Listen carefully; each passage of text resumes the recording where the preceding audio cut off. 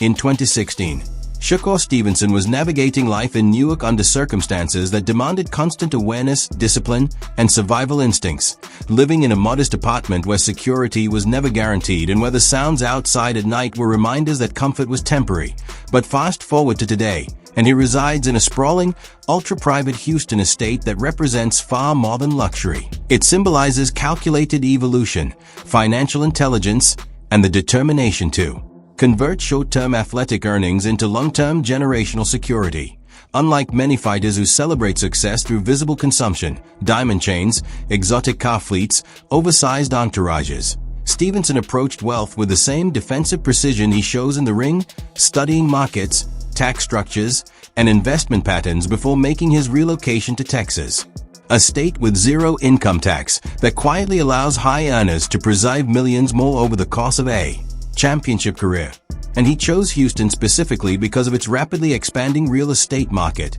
diverse economy, and ability to offer privacy without sacrificing elite amenities. His estate sits deep within an affluent gated enclave, protected by long winding driveways, layers of surveillance cameras, motion sensors, reinforced entry systems, and private security protocols designed not for show but for genuine protection, a reflection of someone who understands that visibility can invite risk, and that peace of mind is an asset just as valuable as any title belt. Inside the residence, the design balances luxury with purpose, featuring a full-scale professional training facility so he can prepare without outside distractions, a recovery suite equipped with sauna, cold therapy, and massage space to extend longevity in a brutal sport, a private film analysis room where opponents are studied frame by frame on oversized screens, and a dedicated office space where contracts, sponsorship deals, and investment portfolios are reviewed with advisors who treat him as a brand and business entity rather than just a fighter.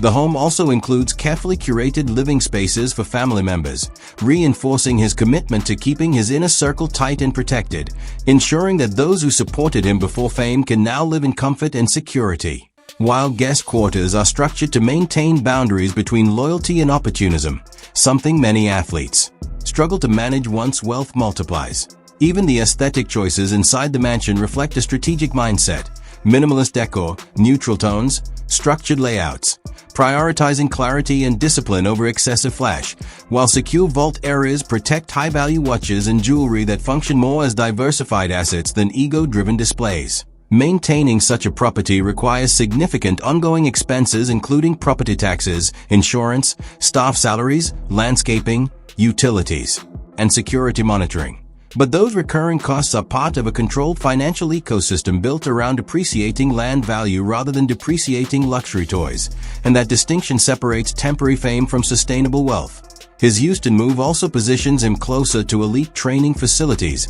major airports for international travel, and a network of entrepreneurs and investors outside the boxing bubble, subtly expanding his influence beyond sport into long-term business ventures. For Stevenson, the estate is not simply a reward for titles won. It is a fortress shaped by memory, a shield against the instability he once experienced, and a blueprint for how modern athletes can avoid the financial collapses that have haunted previous generations of fighters, proving that while he may be known publicly for his defensive brilliance and technical mastery, his most important defense might be the one protecting his money, his family, and his legacy long after the final bell rings.